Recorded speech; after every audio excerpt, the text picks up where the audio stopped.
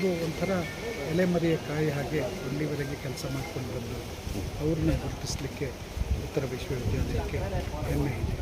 ಹಾಗೆಯೇ ಶ್ರೀಮತಿ DA ಕಲ್ಪಜಾ ಅವರು Vaidehi medical ಸಂಸ್ಥೆಗಳ ಅಧ್ಯಕ್ಷರು. ಇವರು 12 ಮೆಡಿಕಲ್ ಸಂಸ್ಥೆಗಳನ್ನು ಕರ್ನಾಟಕ ಮತ್ತು ಆಂಧ್ರದಲ್ಲಿ ನಡೆಸ್ತಾ ಇದ್ದಾರೆ. ಜೊತೆಗೆ ಸಮಾಜ ಸೇವೆಯಲ್ಲಿ ಕೂಡ ತಮ್ಮನ್ನು ಸಾಕಷ್ಟು ವರ್ಷಗಳಿಂದ ತೊಡಗಿಸಿಕೊಂಡಿದ್ದಾರೆ. ಅದರಲ್ಲೂ ರಿಹ್ಯಾಬಿಟೇಷನ್ ಕೌನ್ಸಿಲ್ ಆಫ್ ಇಂಡಿಯಾ ಜೊತೆಗೆ ಒಡಂಬಡಿಕೆ ಮಾಡಿಕೊಂಡು ಇಲ್ಲಿ ಅಂಗವಿಕಲ ಚೇತನಗಳಿಗೆ ಹಾಗೂ ವಿಕಲಚೇತನಗಳಿಗೆ ತರಬೇತಿಯನ್ನು ಕೊಡ್ತಾರೆ. ಅವರ ಪುನರ್ವಸತಿಗೆ ಹೋರಾಡುವಂಥ ಕೆಲಸ ಮಾಡುವಂಥ ಶಾಲೆಗಳನ್ನು ನಡೆಸ್ತಾ ಇದ್ದಾರೆ. ಅವರಿಗೆ ಸಮಾಜ ಸೇವೆಗೆ ಅವರಿಗೆ ಗೌರವ ಪ್ರಶಸ್ತಿಯನ್ನು ಕೊಡ್ತಾ ಇದ್ದೇವೆ. ಹಾಗೆ ಇನ್ನೊಂದು ವಾಸ್ತುಶಿಲ್ಪ ಶಿಕ್ಷಣದಲ್ಲಿ ಪ್ರೊಫೆಸರ್ KS ಅನಂತಕೃಷ್ಣ ಇವರು ವಾಸ್ತುಶಿಲ್ಪ ಈ ದೇಶದ ವಾಸ್ತುಶಿಲ್ಪ ಶಿಕ್ಷಣದಲ್ಲಿ ಒಂದು ದೊಡ್ಡ ಹೆಸರು ದಂತಕತೆ ಆಗಿಬಿಟ್ಟಿದ್ದಾರೆ. ಇದು MIT ಮಣಿಪಾಲ ಹಾಗೆ RV ಕಾಲೇಜ್ ಆಫ್ ಇಂಜಿನಿಯರಿಂಗ್ ದೊಡ್ಡ ಸಂಸ್ಥೆಗಳಲ್ಲಿ ಆರ್ಕಿಟೆಕ್ಚರ್ ಶಿಕ್ಷಣವನ್ನು ಆರಂಭಿಸಿದವರೇ ಅವರು. ಈ ದೇಶದ ಹೆಚ್ಚಿನ ವಿಶ್ವವಿದ್ಯಾಲಯಗಳಲ್ಲಿ ಎಲ್ಲಿ ಆರ್ಕಿಟೆಕ್ಚರ್ ಇದೆ ಅದರ ಸಿಲೆಬಸ್ ಮಾಡಿದವರು ಅನಂತಕೃಷ್ಣರು. ಈ ಸೇವೆಯನ್ನು ಗುರುತಿಸಿ ಅವರಿಗೆ ಶೈಕ್ಷಣಿಕವಾಗಿ ಅವರಿಗೆ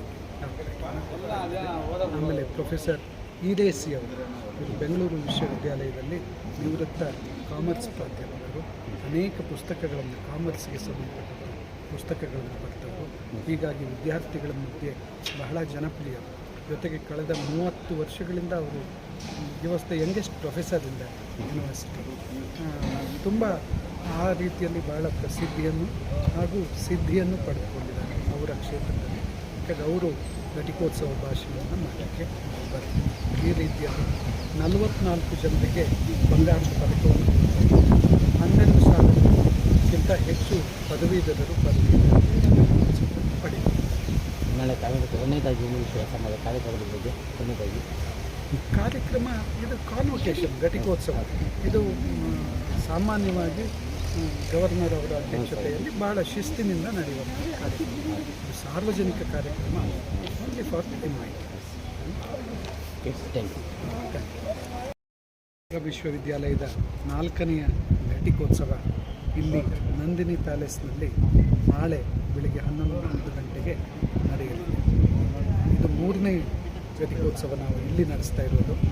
ರಾಜ್ಯಪಾಲ ಥಾವರ್ಚಂದ್ ಗೆಹ್ಲೋಟ್ ಅವರು ಈ ಕಾರ್ಯಕ್ರಮದ ಅಧ್ಯಕ್ಷತೆಯನ್ನು ವಹಿಸ್ತಾರೆ. ಹಾಗೂ ಲೋ ಚಾನ್ಸಲರ್ ಆಗಿರುವಂಥ ಉನ್ನತ ಶಿಕ್ಷಣ ಸಚಿವ ಡಾಕ್ಟರ್ MC ಸುಧಾಕರ್ ಅವರು ಇದರಲ್ಲಿ ಭಾಗವಹಿಸಲಿದ್ದಾರೆ. 3 ಜನ ಗಣ್ಯರಿಗೆ ನಾವು ಬೇರೆ ಬೇರೆ ಕ್ಷೇತ್ರಗಳಲ್ಲಿ ಕೆಲಸ ಮಾಡಿದಂಥ ಗಣ್ಯರಿಗೆ ಗೌರವ ಡಾಕ್ಟರೇಟ್